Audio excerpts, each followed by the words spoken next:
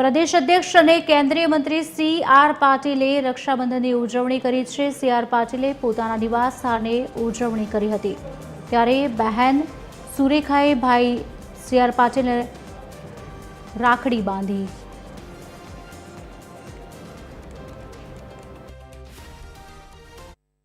કૃષ્ણ અને દ્રૌપદી એના એક રાખડી એક રક્ષાને કારણે એના જ્યારે એને જરૂર પડી બહેનને ત્યારે જે રીતે ભગવાન કૃષ્ણે મદદ કરી છે એ આપણા માટે ખૂબ મોટું ઉત્તમ ઉદાહરણ છે।